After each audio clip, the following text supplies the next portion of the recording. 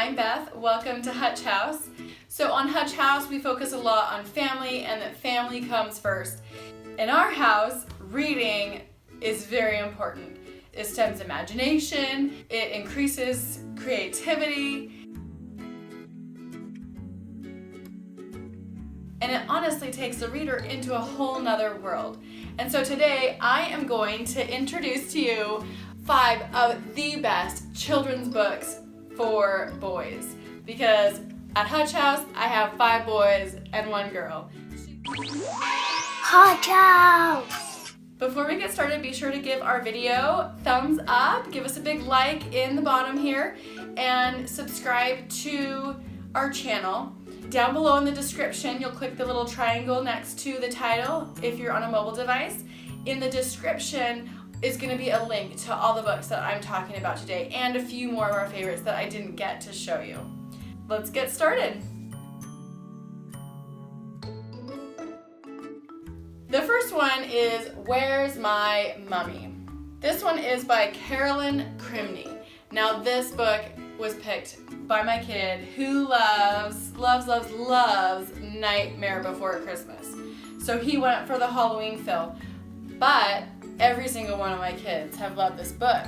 The mummy doesn't want to go to bed.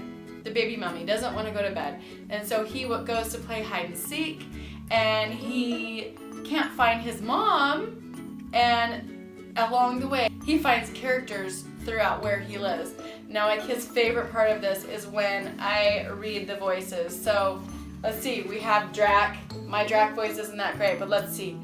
Little baby mommy, go to bed. There are creatures that swoop in the deep dark night. There's Drac. Highly favorite, Where's My Mummy?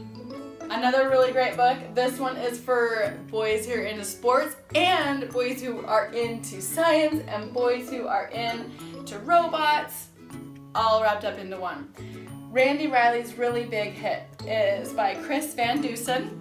And check out that first opening artwork. It's amazing. This kid looks through his telescope and sees that there is a fireball that's going to crash right into his town. He did the calculations and it's going to hit. He knows exactly when it's going to hit. So he decides to make a robot to save the day because nobody else will believe him. Nobody else knows that this fireball is coming. Last minute, everybody finds out that it's coming and they all freak out, but he has done his work and he made his robot. And so it talks about how the robot saves the day. Really great book for all different types of interests. This book is The Adventures of Beagle. Beagle is so cute. He comes from the land of imaginary friends.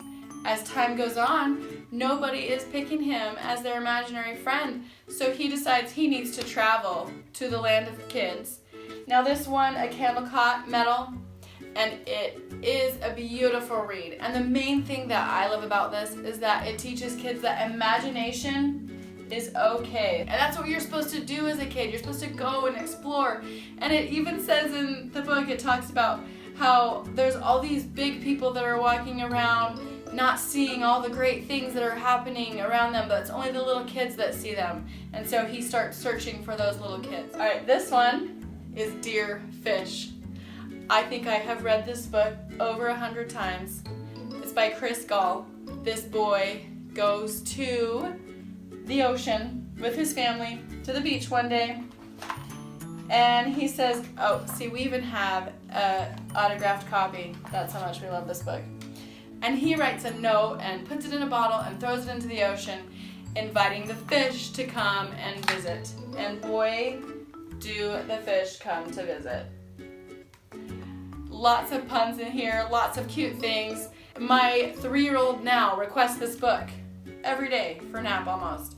And it was bought for my 14-year-old. So we are still loving this book in our house. And my number 1 favorite recommendation is How I Became a Pirate by Melinda Long and David Shannon. Now this book brings in everything, the creativity, the imagination, pirates.